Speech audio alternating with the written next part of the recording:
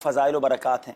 مصطفیٰ جان رحمت شمع بزم ہدایت صلی اللہ تعالی علیہ وسلم کا فرمان عالی شان ہے کہ جو کوئی شخص مجھ پر ایک بار درود پاک پڑھتا ہے، اللہ تعالیٰ اس پر 10 رحمتیں نازل فرماتا ہے، اس کے 10 گناہوں کو مٹا دیتا ہے اور اس کے 10 درجات کو بلند فرماتا ہے۔ تو سبحان اللہ، ایک درود پاک پر اتنی برکتیں ہیں، تو جو کثرت سے درود پاک پڑھتے ہیں ان کو کتنی برکتیں نصیب ہوتی ہوں گی۔ تو ہم سب کو مل کر کثرت کے ساتھ درود پاک پڑھنے ہیں۔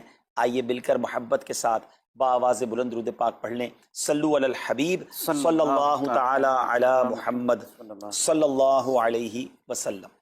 میٹھے میٹھے اسلامی بھائیو، آج جو ہمارا بیان کا موضوع ہے کہ رمضان کا استقبال کیسے کیا جائے، رمضان کی پریپریشن کیسے کی جائے۔ دیکھیں، ہمارے گھر پہ جب کوئی مہمان آتا ہے ہم اس کی تیاری کرتے ہیں، اس کے لیے ہم ایک اچھی یوں سمجھیے کہ پریپریشن کرتے ہیں، اور جیسا مہمان ویسی تیاری۔ جس کے لیے دل میں زیادہ محبت ہوتی ہے اس کے لیے ہم زیادہ تیاری کرتے ہیں۔ تو اب ذرا آپ سوچئے کہ ایسا مہمان جو ہماری مغفرت کروانے آ رہا ہے، ایسا مہمان جو ہمیں بخشوانے آ رہا ہے، تو پھر ہمیں اس کے لیے کتنی کوشش کرنی چاہیے۔ تو آج یہاں پر جو ہم حاضر ہوئے ہیں، اللہ کرے کہ ہم رمضان کا صحیح معنوں میں استقبال کرنے میں کامیاب ہو جائیں۔ رمضان اللہ کا احسان ہے۔ رمضان کی اہمیت کو سمجھنے کے لیے یہی کافی ہے کہ پیارے آقا علیہ الصلوۃ والسلام فرماتے ہیں کہ اگر میری امت کو معلوم ہوتا کہ رمضان کیا ہے تو وہ تمنا کرتے کہ سارا سال ہی رمضان ہو۔ سبحان اللہ، مولا علی شیر خدا کرم اللہ تعالی وجہ الکریم کا یہ قول کتنا نرالا ہے۔ آپ فرماتے ہیں اگر اللہ تبارک و تعالیٰ کو اس امت کو عذاب دینا ہوتا تو اس امت کو رمضان اور سورہ اخلاص عطا نہ فرماتا۔ اس کا مطلب کیا ہوا کہ یہ بخشوانے، عذاب سے بچانے کے لیے آ رہا ہے، رحمتیں برسانے کے لیے آ رہا ہے۔ کاروباری لوگ بھی مجھے سن رہے ہوں گے، جس علاقے میں جس اسٹور پر کوئی ڈسکاؤنٹ ہوتا ہے، کوئی اسکیم ہوتی ہے، فائدہ ہوتا ہے، ہم ادھر پہنچ جاتے ہیں۔ رمضان ایک ایسی اسکیم ہے، رمضان ایک ایسا بینیفٹ دیتا ہے کہ احادیث میں یہ مضمون ہے کہ فرض کا ثواب 70 گنا کر دیا جاتا ہے، نفل کا ثواب فرض کے برابر کر دیا جاتا ہے، شیطان کو بند کر دیا جاتا ہے، جہنم کو تالے لگا دی جاتے ہیں، جنت کے در کھول دیے جاتے ہیں۔ روزہ دار کے منہ سے جو اسمیل آتی ہے، جو بو آتی ہے، بعض اوقات ہم کہتے ہیں یار پیسٹ نہیں کر سکے پورا دن، منہ سے اسمیل آ رہی ہے۔ سنیے، یہ اسمیل جو ہے یہ اللہ کے نزدیک مشک کی خوشبو سے بھی زیادہ بہتر ہے۔ اللہ اللہ، ذرا آپ غور تو کیجئے، ہر سجدے پر 1500 نیکیاں دی جاتی ہیں، ہر سجدے پر سرخ یاقوت کا جنت میں ایک محل بنا دیا جاتا ہے۔ اتنی نیکیاں، پھر وہ کتنا بدنصیب ہے جو رمضان میں بھی عبادت نہ کرے، رمضان میں بھی اللہ کو راضی کرنے میں کامیاب نہ ہو۔ روزانہ افطار کے وقت 10 لاکھ گناہگار بخش دیے جائیں، اور جناب ہر جمعے کو جب رمضان میں جمعہ آئے تو ہر لمحے 10 لاکھ گناہگار بخشے جائیں، تو کروڑوں اربوں لوگوں کی بخشش گویا رمضان میں ہونی ہے۔ تو پھر ہمیں اس کی کیسی تیاری کرنی چاہیے، کتنا ثواب کمانے کے بارے میں سوچنا چاہیے۔ لیکن یہاں ایک اور بڑی امپورٹنٹ بات ہے، ایک تو رمضان میں نیکیاں کرنی ہے، دوسرا بڑا کام یہ کرنا ہے کہ ہمیں رمضان میں گناہوں سے بچنا ہے، کیونکہ عادتیں تو ساتھ ہی لگی ہوئی ہیں نا۔ شیطان بند ہے لیکن ہماری اپنی عادتیں، جس کی روز حرام دیکھنے کی عادت ہے، حرام سننے کی عادت ہے، حرام بولنے کی عادت ہے، ایسا تو نہیں ہوگا نا چاند آتے ہی سارے سوئچ آف ہو جائیں گے، وہ عادتیں ساتھ ہی چل رہی ہوتی ہیں۔ غور کیجئے کہ رمضان میں جو گناہ کرتا ہے نا، اس کا عذاب بھی بڑھ جاتا ہے، اس کی پنشمنٹ بھی بڑھ جاتی ہے۔ یہ ایسے ہی ہے کہ کوئی مسجد کے اندر آ کے گناہ کرے تو آپ کہیں گے نا یار خدا کا خوف کرو، مسجد میں ایسا کام کر رہے ہو۔ کوئی مکہ شریف حرم میں اندر جا کر گناہ کرے تو کتنا شدید ہو جائے گا وہ۔ تو رمضان جب اتنا مقدس مہینہ ہے، اس میں گناہ کرنا، اس کی پنشمنٹ بھی زیادہ ہے۔ ایک بار مولا علی شیر خدا کرم اللہ تعالی وجہ الکریم نے ایک قبر والے کا حال دیکھا، اور دیکھا اس قبر والے پر عذاب ہو رہا ہے، اور وہ چلانے لگا، عرض کرنے لگا اے علی میری مدد فرمائیے، اللہ کی بارگاہ میں سفارش کیجئے۔ مولا علی شیر خدا نے ہاتھ اٹھائے کہ اے مولا اسے بخش دے۔ ارشاد ہوا اے علی اس کی سفارش نہ کریں۔ عرض کی مولا وجہ کیا ہے؟ ارشاد فرمائے رمضان کے روزے تو رکھتا تھا مگر رات گناہوں سے باز نہیں آتا تھا۔ روزے رکھ کر گناہ کرنے والے کو اتنا عذاب، تو جو روزے ہی نہ رکھے، ایسے بھی لوگ ہیں جو رمضان میں روزے نہیں رکھتے۔ پلیز اس کو ایزی نہ لیں۔ ہمیں نہیں معلوم، پتہ نہیں اگلا رمضان پھر نصیب ہوگا کہ نہیں۔ پچھلے رمضان میں کتنے لوگ تھے جو ہمارے ساتھ تھے، اس رمضان میں نہیں ہے۔ اور اللہ پہلے تو ہم یہ دعا کرتے ہیں اللہ ہمیں یہ رمضان بھی عطا کر دے۔ زندگی کا کیا بھروسہ، دنیا کی جو کیفیت آپ کے سامنے ہے کبھی بھی جا سکتے ہیں، تو پھر اس رمضان کو تو سمجھ لیں بس ایک موقع بنا دیں، لائف چینجنگ ایکسپیرینس بنا دیں کہ بس اس میں عبادت کرنی ہے، اس میں خوب سجدے کرنے ہیں، اس میں روزے رکھنے ہیں، اس میں تراویح پڑھنی ہے، اس میں گناہ نہیں کرنے ہیں۔ اور آئیے میں آپ کو بتاتا ہوں کہ نبی پاک صلی اللہ تعالیٰ علیہ وسلم رمضان کیسے گزارتے تھے. ایک مسلمان کے لیے اس سے بہترین رول ماڈل کیا ہوگا کہ رمضان میرے آقا کیسے گزارتے. تو مختلف احادیث کا جو سمری ہے وہ یہ ہے کہ نبی پاک علیہ الصلوۃ والسلام عبادت میں کمر بستہ ہو جاتے, بستر پر کم تشریف لاتے. بی بی عائشہ فرماتی ہیں کہ نبی پاک کے چہرے کا رنگ بدل جاتا تھا, متغیر ہو جاتا. کیوں؟ کہ نبی پاک پر خوف خدا طاری ہوتا. آپ گر گڑاتے, آپ رات بھر التجائیں کرتے, میرے آقا رو رو کر دعاؤں میں رمضان گزارے, چہرے کا رنگ بدل جائے. اور یہاں کچھ لوگ تو وہ ہیں کہ جن کا وزن ہی بڑھ جاتا ہے رمضان میں. اتنا کھانا کھانا ہے, سحری میں زیادہ کھانا ہے کہ سارا دن بھوکا رہنا ہے, افطار میں اس لیے زیادہ کھانا ہے کہ پورا دن بھوکا رہے تھے, پھر رات کو 2-3 بار مزید کھانا ہے کیونکہ کل روزہ رکھنا ہے.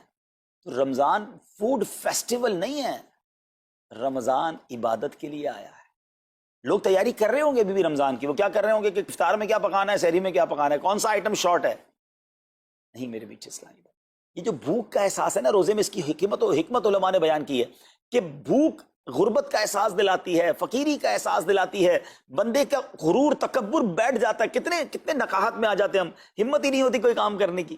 تو یہ احساس دلاتی ہے کہ تیری اوقات کیا ہے, غریب کیسے زندگی گزارتا ہے, فقیر کیسے زندگی گزارتا ہے. لیکن کچھ لوگ وہ ہیں جن کو بھوک ہی نہیں لگتی کیونکہ وہ اتنا کھا لیتے ہیں یا پھر سوتے ہی رہتے ہیں. روزے کی حکمت یہ نہیں ہے. نبی پاک آنسو بہاتے تھے, آقا کا چہرے کا رنگ بدل جاتا. اور پھر بتایا کہ رمضان میں جب جبریل امین نبی پاک علیہ الصلوۃ والسلام کے پاس آتے تو آقا علیہ الصلوۃ والسلام ان کے ساتھ قرآن پاک کا دور فرماتے. اور پھر ایک اور نبی پاک کا خوبصورت انداز کہ پیارے آقا ویسے تو سب سے بڑھ کر سخی ہیں, مگر جب رمضان آتا تو نبی پاک کا دریائے سخاوت ایسے بہتا تھا جیسے تیز آندھی, بلکہ اس سے بھی زیادہ. اللہ اللہ, یہ 3-4 چیزیں آپ نے میں نے پکڑ لینی ہیں. آقا علیہ الصلوۃ والسلام کے پیچھے پیچھے جانا ہے نا جنت میں, ہم نے بھی یہ کام کرنا ہے. یہ راتیں مانگنے کی راتیں ہیں, التجا کرنے کی راتیں, سجدے کرنے کی راتیں ہیں.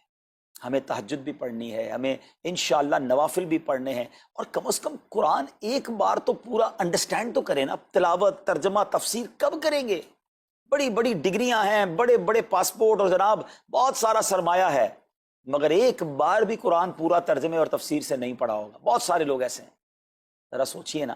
اچھا یہ مہینہ نزول قرآن کا مہینہ ہے, رمضان اور قرآن کو جو خاص نسبت حاصل ہے نا, تو اس مہینے میں قرآن کو پکڑ لیں. آئے ہائے, اللہ کرے رمضان قرآن کے ساتھ گزرے, ہماری صبح قرآن کے ساتھ ہو, ہماری شام قرآن کے ساتھ, ہم قرآن سمجھنے والے بن جائیں. اچھا میں ایک اور بات بتاؤں آپ کو, مہینہ کتنا پیارا ہے. صرف اس مہینے میں قرآن نازل نہیں ہوا, باقی بھی جو 3 آسمانی کتابیں ہیں نا, زبور, انجیل, توریت, یہ بھی رمضان میں ہی نازل ہوئی ہیں. اللہ کریم نے ان تمام مبارک کتابوں کو نازل کرنے کے لیے رمضان کا مہینہ منتخب فرمایا. اتنا مبارک مہینہ ہے, تو ہمیں خوب اس میں تلاوت قرآن کرنی. اور اب دعوت اسلامی نے کتنا آسان کر دیا, تفسیر قرآن عطا فرما دی, صراط الجنان آسان اردو میں, اور پھر جناب اس کو اپلیکیشن پر بھی دے دیا, اس کے PDF بھی جاری کر دیے, ڈاؤن لوڈ کر لیں موبائل میں. اب تو آڈیو تفسیر قرآن بھی آپ کو دے دی. اگر پھر بھی سنیں نہ, پڑھیں نہ, قرآن سے دور رہیں, تو یہ ٹھیک نہیں ہے. پلیز اس رمضان کو قرآن کے ساتھ گزاریے. اور پھر جو نبی پاک کا جو سخاوت والا انداز ہے نا, صدقہ و خیرات کرنا, ہر سائل کو عطا فرماتے, تو یہ بھی ہمارا ایٹیٹیوڈ ہونا چاہیے کہ خوب دل کھول کر خرچ کریں. سب سے پہلے اپنی پوری زکوٰۃ ادا کریں. یہ اتنی بڑی اب بدقسمتی ہوتی جا رہی ہے, ایسا فیل ہوتا ہے دنیا بھر کے تاجران اور لوگوں سے جب ہم ملتے ہیں کہ جس طرح رمضان کے علاوہ بہت تھوڑی تعداد میں مسلمان نماز پڑھتے ہیں نا 5 ٹائم, ایسا لگتا ہے اب زکوٰۃ بھی بہت کم لوگ ہی دیتے ہیں, پوری زکوٰۃ نہیں دیتے, اندازے سے نکال دی, کیلکولیشن کرتے نہیں ہیں. اور یہ بھی فیلنگز آتی ہیں کہ زکوٰۃ جتنی بڑھتی جاتی ہے نا, ہزاروں میں جس کی زکوٰۃ ہے وہ دے دیتا ہے, لاکھوں والا بھی شاید دے دیتا ہے, لیکن جب زکوٰۃ ہی کروڑوں میں پہنچ جاتی ہے نا, تو پھر یہ دل پر بھار پڑنا لگ جاتا ہے, ڈیفیکلٹ لگنا شروع ہو جاتی ہے. بندہ یہ کیوں نہیں سوچتا کہ اگر اللہ پاک نے مجھ پر لاکھوں میں زکوٰۃ ہے, تو اللہ نے کروڑوں دیے ہیں تو لاکھوں میں زکوٰۃ ہے نا. اگر کروڑوں میں زکوٰۃ ہے تو اربوں ہیں تو کروڑوں میں زکوٰۃ ہے نا. زکوٰۃ کتنی ہے؟ ضروریات زندگی کی تمام چیزوں سے فارغ ہونے کے بعد جو مال تجارت, سونا چاندی, کیش یا پرائز بانڈ, یہ جو اس کی تفصیلات ہیں, اس پر 2.5% ہے. میں ایک اور لاجک سے آپ کو بات سمجھاؤں, اگر اس لاجک سے سمجھیں تو زکوٰۃ تو 1-1.5% بنتی ہے. وہ کیسے؟ ہم سب کے گھر نکل گئے, اس پہ زکوٰۃ نہیں ہے.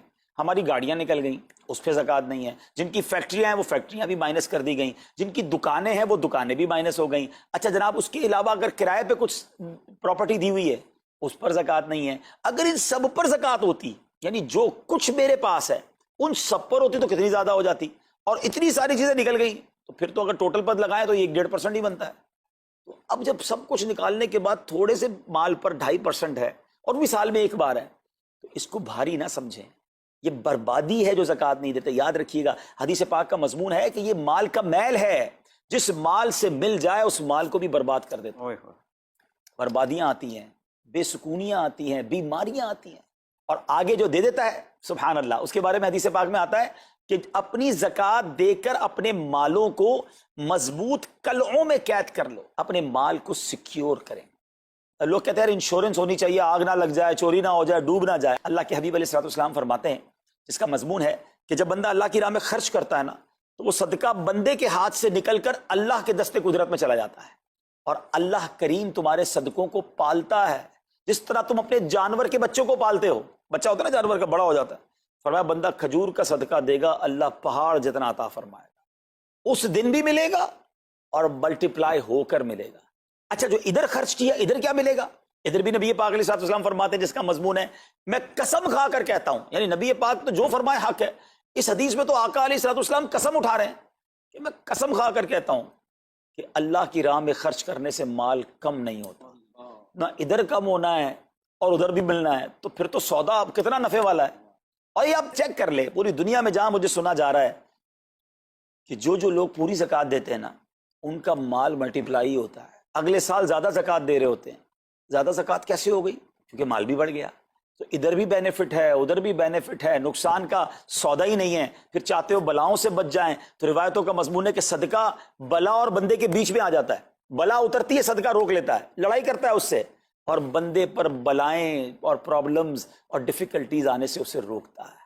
تو اگر چاہتے ہیں کہ برائیوں کے دروازے بند رہیں، چاہتے ہیں کہ بری موت سے بچیں، چاہتے ہیں کہ رزق میں اضافہ ہو، چاہتے ہیں کہ بلاؤں سے بچیں، ادھر بھی مال میں اضافہ ہو ادھر بھی خزانے ملیں، تو اللہ کی راہ میں دل کھول کر خرچ کریں. اور یہ مہینہ it's the right month for generosity, یہ بہترین مہینہ ہے سخاوت کرنے کا، کیونکہ نبی پاک کا یہ انداز تھا کہ رمضان میں خوب سخاوت فرماتے.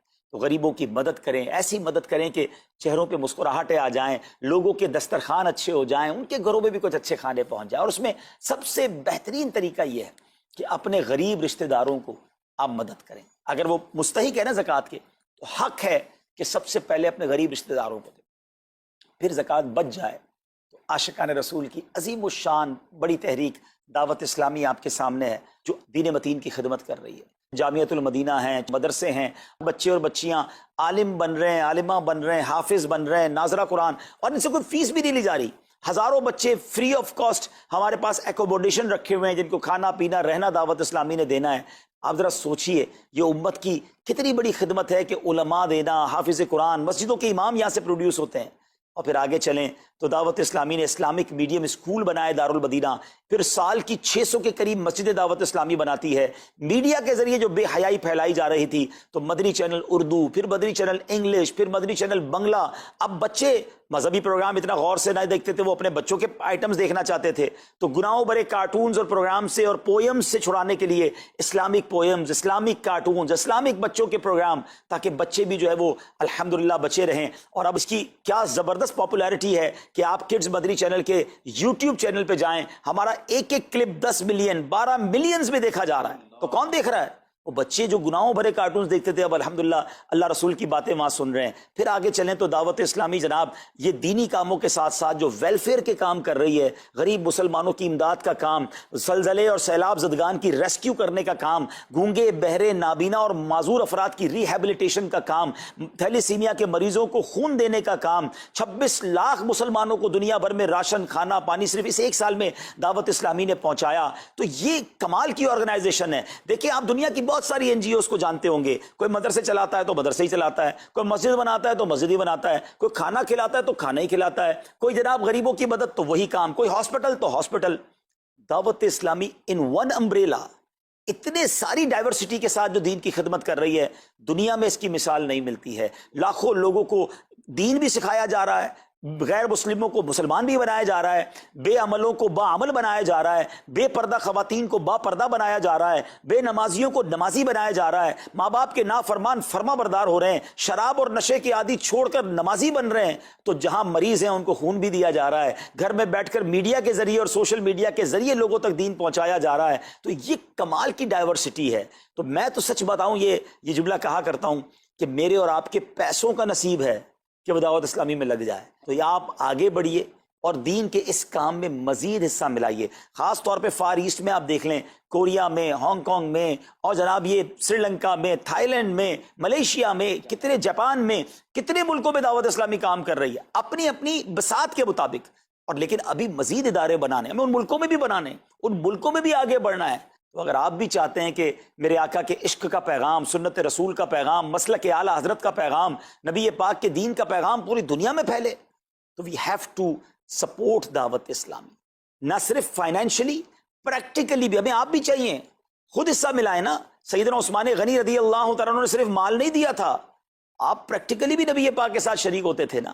تو آپ اپنے عطیات بھی دیں، اور دنیا کے جن ملکوں میں آپ مجھے سن رہے ہیں، وہ دعوت اسلامی والوں کے دستوں بازو بنے۔ کمزوری کہاں نہیں ہوتی، ہاں ہمارے گھر میں کمزوری ہوتی ہے، ہم سب مل کر کام کریں گے تو کمزوریاں بھی دور ہوں گی اور ترقی آ جائے گی، اور ہمیں اس کا ثواب بھی ملے گا۔ تو آج میں دنیا بھر میں جہاں مجھے دیکھ رہے ہیں، پلیز اچھی نیتیں کریں۔ اچھا ایک بات اور سن لیں، ہم بعض اوقات کیا سوچتے ہیں کہ ہمارے ملک کا خرچہ مثال کے طور پہ $20,000 ہے، وہ ہم لوگوں نے کر لیا، اب اور چندے کی کیا ضرورت ہے؟ دعوت اسلامی کسی ایک ملک کی نہیں ہے، انٹرنیشنل دعوت اسلامی کے لیے سوچیں۔ دنیا میں جہاں بھی دین کا کام ہو رہا ہے وہ میرا ہے، یہ میں اپنے ملک اور اپنی سٹی کے بارے میں سوچوں گا تو شاید میں بڑا کام نہ کر سکوں۔ آپ کو تو موقع مل رہا ہے انٹرنیشنلی مدنی کاموں میں اپنا حصہ ملائیں، تو دعوت اسلامی کو دل کھول کر سپورٹ کریں۔ ہم انشاءاللہ جتنے عطیات بڑھیں گے، انشاءاللہ مزید مدنی کام بڑھانے کا ارادہ رکھتے ہیں۔ اللہ کریم اپنی بارگاہ میں ہم سب کا جمع ہونا قبول فرمائے اور دل کھول کر خرچ کرنا نصیب فرمائے، اور اس رمضان کو ہماری مغفرت کا ذریعہ بنا دے۔ اس رمضان کو نبی پاک علیہ الصلوۃ والسلام کے نقش قدم کے مطابق چل کر گزارنے کی توفیق عطا فرمائے۔ صلو علی الحبیب صلی اللہ تعالی علی محمد صلی اللہ علیہ وسلم۔ بس رمضان کی سب سے بڑی تیاری کیا ہے کہ اپنے دلوں کو صاف کر لو پہلے سے، کہ جس دل میں نفرت ہو، بغض ہو، کسی کے لیے غصہ ہو، کسی کے لیے کیا کیا جذبے ہوں، دل صاف کرنا۔ ہمارے گھروں میں روزانہ جھاڑو ہوتا ہے، یہاں مدرسے میں روزانہ صفائی ہوتی کہ نہیں ہوتی؟ چونکہ دنیا کی اصل گندگی ہے تو جھاڑو ہاتھ سے نہیں چھوٹ سکتا۔ حرم شریف میں دیکھا کیسے چاروں طرف خدام پھر رہے ہوتے ہیں برش لے کر، تو دل پہ غبار ایسے آتا ہے جیسے صحن میں غبار آتا ہے، دل پہ گندگی ایسے آتی ہے جیسے صحن میں آتی ہے۔ تو ہم نے نظام بنایا ہوا ہے، لوگ وہ کر رہے ہیں، وہ روزانہ جھاڑو دیتے ہیں۔ تمہارا دل ایک آنگن ہے، ایک صحن ہے، اس میں بغض، نفرت، حسد، پتہ نہیں کیا کیا گندگیاں آئیں گی اور آتی رہیں گی۔ بچوں ایک کام کرو، جھاڑو پکڑ لو، صاف کرو۔ یا اللہ معاملہ تجھ سے کرنا ہے، لوگوں سے نہیں۔ کسی نے برا کہا، کسی نے غیبت کی، کسی نے گالی دی، کسی نے دھکا دیا، کسی نے حق مارا، کسی نے کچھ کیا، یا اللہ تیرے سپرد، میں نے اپنے دل کو سب سے صاف کیا، میں نے اپنے دل کو سب سے صاف کیا۔ یہ اتنی بڑی عبادت ہے کہ بڑے بڑے نفلوں والے، تہجد والے، حج عمرے روزے والے تمہیں نہیں پکڑ سکیں گے، کیونکہ اس کا کرنے والا دنیا میں کوئی نہیں۔ نفل پڑھنے والے تو بے شمار ہیں، عمرے کرنے والے بے شمار ہیں، علماء بے شمار ہیں، حاجی بے شمار ہیں، سخاوت کرنے والے بے شمار ہیں، لیکن اس ٹکڑے کو صاف کرنے والا لاکھوں میں ایک بھی نہیں ہے۔ مشکل کام ہے، آپ یہ سیکھ لیں، صاف کرو، صاف کرو، صاف کرو۔ یہ رمضان کی سب سے بڑی تیاری اور علم کو حاصل کرنے کی سب سے بڑی چابی ہے کہ اپنے دل کو کھلا کر لو۔ کوئی چیز خالی ہوگی تو کچھ آئے گا۔ جس دل میں بغض بھرا ہو، نفرت بھری ہو، حسد بھرا ہو، کینہ بھرا ہو، اس میں خاک آئے، اس میں تو علم کی ایک کرن بھی نہیں آئے گی۔ اس زبان سے چاہے جتنے مرضی موتی بکھیرے، دل اس کا اندھا ہوگا. لا تعمى الابصار ولكن تعمى القلوب التي في الصدور. یہ آنکھوں سے اندھے نہیں، دل سے اندھے ہیں. تو بچوں اپنے دل کو صاف کرنا سیکھو. وہ کتنی مشہور حدیث ہے، آپ نے کہا اس دروازے سے ایک جنتی آ رہا ہے. تو ایک انصاری صحابی داخل ہوئے، جوتا ہاتھ میں، داڑھی میں وضو کا پانی. اگلے دن اس دروازے سے ایک جنتی آ رہا ہے. تو ایک صحابی آئے، ہاتھ میں جوتا، داڑھی میں وضو کا پانی. وہی صحابی اگلے دن اس دروازے سے ایک جنتی آ رہا ہے. تو وہی صحابی 3 دن جنت کی بشارت لی. اس صحابہ کی جماعت میں ایک شخص ہیں جن کا نام ہے عبداللہ بن عمر بن عاص. ان سے بڑا عبادت گزار صحابہ میں کوئی نہیں تھا، نہ سابقین میں نہ متاخرین میں، نہ پہلوں میں نہ بعد والوں میں. ان کی عبادت کیا تھی؟ ساری رات جاگنا، سارے دن کا روزہ، اور ایک ختم قرآن صبح سے شام تک.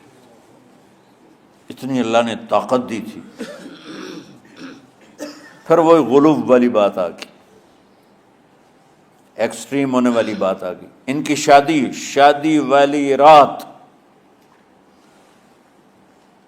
حجلہ عروسی میں داخل ہو رہے ہیں، دلہن کے کمرے میں داخل ہو رہے ہیں، اور مصلی بچھا کے اللہ اکبر، اور دیر نفل تے نفل، دیر نفل تے نفل. تو ان کی بیگم نے دیکھا تو وہ بھی خیر کا زمانہ تھا، انہوں نے بھی وضو کیا اور پیچھے مصلی بچھا کے وہ بھی فجر تک نفل پڑھتے رہے. صبح ہوئی تو حضرت عمر بن عاص رضی اللہ عنہ نے پوچھا بیٹی رات کیسی گزری؟ کہا جی ماشاءاللہ آپ کے بیٹے تو بڑے عبادت گزار ہیں، ساری رات نفلوں میں ہی گزری. تو وہ ان کو شکایت کر دی. حضرت عمر بن عاص کو اتنا غصہ چڑھا، وہ بیٹے کو تو کچھ نہیں کہا، کتنی حکمت کی بات ہے. سیدھے گئے اللہ کے نبی کے پاس، یا رسول اللہ یہ عبداللہ دیکھیں کیسا نادان ہے، اس کی شادی کی ساری رات نفل پڑھتا رہا. تو آپ کہتے ہیں ماشاءاللہ ماشاءاللہ کتنی بڑی بات ہے، نفلوں میں گزر گئی، رات بھی نفلوں میں گزر گئی. تو آپ نے حضرت عبداللہ بن عمر کو بلا کے ڈانٹا کہ تو نے مہینے میں 3 دن روزے رکھنے ہیں، بس اس سے زیادہ نہیں رکھنے، اور ہفتے میں 1 قرآن ختم کرنا ہے. کہا یا رسول اللہ میرے اندر طاقت زیادہ ہے. پھر اچھا 15 دن روزے رکھنے، کہ نہیں میرے اندر طاقت زیادہ ہے. آپ اس کو تھوڑا تھوڑا کر کے گھٹاتے رہے، اور وہ ہر دفعہ نہیں یا رسول اللہ میرے اندر طاقت زیادہ ہے. تو آخر میں آپ نے کہا اچھا چلو صوم داؤدی پہ آ جاؤ، 1 دن روزہ رکھو، 1 دن افطار کرو، اور 3 دن سے پہلے قرآن ختم نہیں کرنا. تو آپ نے اس کو پیچھے کیا. یہ بیٹھے تھے اس محفل میں، ان کے دل میں آیا کیا یہ بزرگ مجھ سے زیادہ عبادت کرتے؟ رات میں ساری جاگتا ہوں، دن روزہ رکھتا ہوں، 1 ختم کرتا ہوں، تو جنت کی بشارت تو مجھے ملنی چاہیے تھی، ان کو کیسے مل رہی؟ یہ کسی کتاب میں نہیں لکھا کہ یہ ان کا جذبہ تھا، لیکن جو کہ میں ان کی سیرت کو جانتا ہوں تو مجھے خیال آتا ہے کہ ان کی نفسیات میں یہ بات آئی ہوگی، چونکہ صرف انہی کو خیال آیا کہ میں جا کے دیکھتا ہوں کہ یہ بزرگ کیا کرتے ہیں. تو ان کے پاس پہنچ گئے، چاچا ذرا، وہ ادھیڑ عمر تھے، چاچا وہ میرے ابا تھوڑے ناراض ہیں تو کچھ دن آپ کے پاس گزار لوں. کا بیٹا بسم اللہ آ جاؤ. اب رات ہوتے ہی عشاء کی نماز پڑھ کے انہوں نے جلدی سے چادر اوپر لی اور یوں سراغ کر کے ان چاچا کو دیکھنے لگے ایسے کر کہ اب یہ کیا ساری رات سجدہ کرے گا، اور ساری رات روتے روتے روتے روتے مصلی گیلا ہو جائے گا، یا ساری رات رکوع کرے گا، ساری رات قیام کرے گا، ساری رات قرآن پڑھے گا. اس تصور سے یوں دیکھ رہے. اور وہ بزرگ صحابی تشریف لائے، سرانے پہ سر رکھا، اللہم بسمک اموت و احیا، ہو گئے. اب یہ دیکھ رہے ہیں ابھی اٹھیں گے، ابھی اٹھیں گے، ابھی اٹھیں گے. اٹھے نا، فجر کی اذان پہ اٹھے. اب یہ تو حیران پریشان ہو گئے کہ یہ کیا ہو. اس زمانے میں تو منافق تہجد نہیں چھوڑتے تھے ڈر کے مارے کہ پتہ نہ چل جائے ہمارے کفر کا. تو یہ چاچا جنت بھی لے گیا تو ستا بھی پیا کہ چلو کل دیکھوں گا. اگلی رات پھر چادر سر پہ کر کے اور یوں سوراخ کر کے لیٹے ہوئے اور دیکھ رہے. چاچا پھر تشریف لائے اور سرانے پہ سر رکھا، اللہم بسمک اموت و احیا، ہو گئے. فجر کی اذان پہ اٹھے. یہ اور پریشان ہو گئے کہ میرا نبی کا فرمان تو سچا ہے، اس میں تو شک بھی کفر ہے، لیکن عمل کیا ہے جس پر اس کو جنت کی بشارت ملی؟ 2 رکعت نفل بھی نہیں. اور آج کے دور میں تم میں سے ماشاءاللہ اکثر بچے تہجد پڑھتے ہیں کہ 1 رات اور دیکھوں گا، تیسری رات اللہم بسمک اموت و احیا، ہو گئی ساری رات. تو تیسری رات پھٹ پڑے عبداللہ بن عمر، کہنے لگے چاچا میری ابا سے کوئی لڑائی نہیں تھی، 3 دن میں تیرے بارے میں سنتا رہا، جنتی جنتی جنتی. میں دیکھنے آیا تھا کہ آپ کیا کرتے ہیں. آپ تو کچھ بھی نہیں کرتے ہو، ساری رات سوتے رہتے ہو، اب کیا کرتے ہو؟ انہوں نے کہا بیٹا یہی ہے جو تم نے دیکھا ہے. اب ان کو سمجھ میں نہیں آ رہا کہ یہ جوڑ کیسے بٹھاؤں، ادھر جنت کی بشارت، ادھر ساری رات خراٹے. اب یہ اس میں جوڑ کیسے بٹھاؤں، کیونکہ نبی کی بات تو غلط ہو نہیں سکتی. تو اب وہ نا ایسے نا بڑے بے دل سے ہو کر واپس مڑے، پتہ نہیں کی چکر ہوئے گی کوئی گل. جب وہ دروازے تک پہنچے تو کہنے لگے بیٹا ادھر آنا. واپس آ گئے. کہا میں تمہیں اصل راز کی بات بتاتا ہوں. کہا کیا ہے کیا ہے؟ تو یہاں ہاتھ رکھا، کہا یہ جو دل ہے نا اس میں کسی انسان کی نفرت نہیں.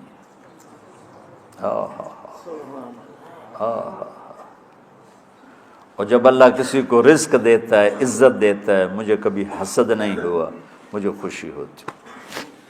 تو عبداللہ بن عمر نے کہنا تھا ہاں یہ بات ہے، نہیں، انہوں نے کہا ہاذا ہوا، اچھل کے کہنے لگے ہاذا ہوا، ہاں ہاں ہاں ہاں یہی ہے یہی ہے یہی ہے. پھر کہنے کہ چاچا پر یہ میرے بس کا نہیں ہے، کون کرے گا یہ؟ اتنے بڑے آدمی ہو کر کہہ رہے ہیں کہ یہ میرے بس کا نہیں. تو بچوں، دنیا میں جنتی بننا ہے اور علم اللہ سے لینا ہے تو اسے صاف کر دو سب کی نفرت سے. سب، اس نے مجھے یہ کیوں کہا، اس نے مجھے یوں کیوں دیکھا، اس نے میرے بارے میں یوں کیوں کہا، اس نے میرے بارے میں یہ کیوں لکھا. جس کی تعریف ہوتی میری کتنی برائی ہوتی.